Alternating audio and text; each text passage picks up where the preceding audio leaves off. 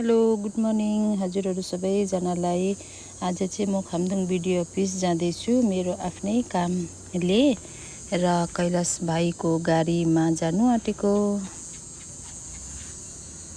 र अहिले चाहिँ म खामदुङ आइपुगेँ। भाइले चाहिँ मलाई मेन रोडसम्म चाहिँ लिफ्ट दिनुभएको थियो। त्यहाँदेखि चाहिँ बिडिओ अफिस अलिकति माथि छ र म हिँड्दै जाँदैछु। हिँड्दै भिडियो गर्दै जाँदैछु।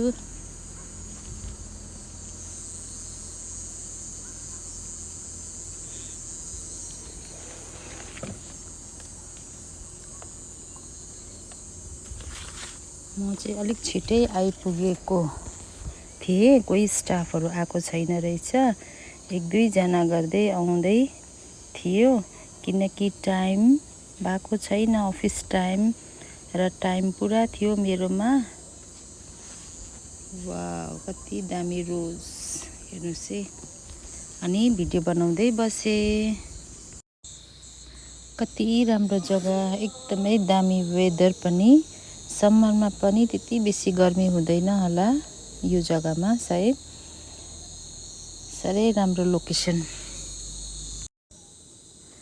अब चाहिँ म पनि अफिसभित्र एन्ट्री हुँदैछु।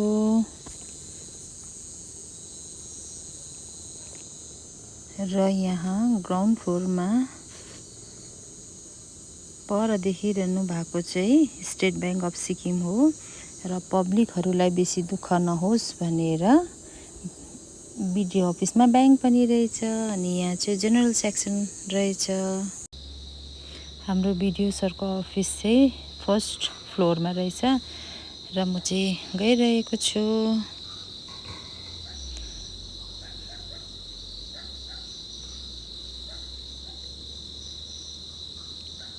यो चाहिँ फर्स्ट फ्लोर हो। प्लान्टहरू हेर्नुहोस् है। अनि यहाँ पर चाहिँ साफसफाइ पनि चलिरहेको रहेछ।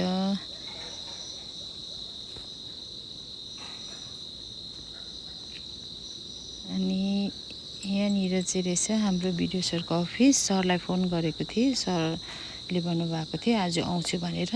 अनि त्यसले गर्दा सरलाई भेट्नु आएको। 2024मा चाहिँ पानीले मेरो घरको वाल चाहिँ क्र्याक गरेको थियो र त्यसकै लागि प्रोटेक्सन वालको लागि चाहिँ एप्लिकेसन बिडिओ सरलाई चढाउनु गएको।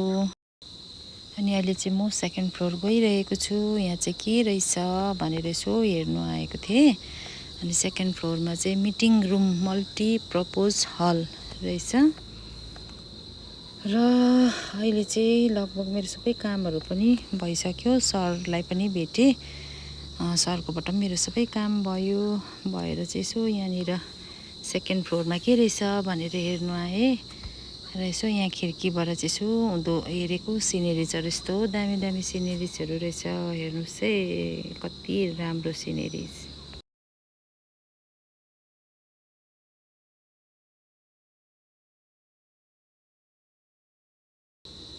यहाँ चाहिँ छ मेरो पञ्चायत सिफारिस, यो मेरो एप्लिकेसन। अनि यो चाहिँ मेरो घरको वाल चर्केको फोटो। र अब चाहिँ म फर्किनु आँटेको। सबै कामहरू भइसक्यो। अब यहाँबाट चाहिँ म सिधै अफिस जान्छु। आज स्कुटी लिएर आइनँ किनभने यहाँ चाहिँ अलिकति बाटो अप्ठ्यारो रहेछ। र अहिले चाहिँ म मेन रोडमा आएर गाडी पर्खिरहेको छु। यहाँ चाहिँ यतिखेर ट्याक्सीहरू पनि पाउँदैन रहेछ र जुनै गाडी आयो भने पनि लिफ्ट माग्छु। र अहिले चाहिँ मैले लिफ्ट पाइसकेको छु र अब चाहिँ म अफिसतर्फ जाँदैछु। हेर्नुहोस् है हाम्रो गाउँको बाटोहरू। मलाई चाहिँ एकजना भाइले लिफ्ट दिनुभयो र उहाँ हुनुहुन्छ। उहाँ भाइ चाहिँ यता दोछमबाट जान्छु भन्नुहुँदै थियो किनकि सिङताम दोछमबाट चाहिँ अलिक नजिक डिस्टेन्स पर्छ। अनि मेरो चाहिँ यता दिपु डाँडापट्टिबाट जानुपर्ने यतापट्टिबाट गयो भने चाहिँ म सिधै अफिस पुग्छु भनेको थिएँ। अनि भाइले मलाई यता दिपु डाँडापट्टिबाटै लगिदिनु हुँदैछ।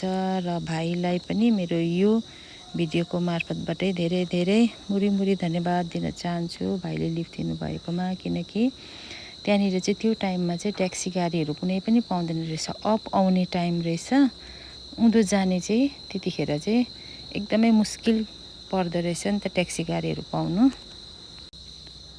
र म 07 आइसकेर पनि 0बाट अर्को गाडी पनि पाएँ मैले। र अब चाहिँ म एनएचपिसी भित्र पस्दैछु 0देखि।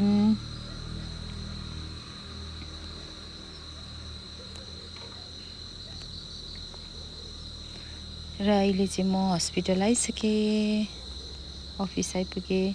11:30मा त म बिडिओ अफिस गएर पनि आफ्नो अफिस पनि आइसकेँ। 11:30 भएको थियो, अफिस पनि आइसकेँ। हेर्नुहोस् है हाम्रो हस्पिटल साथीहरू।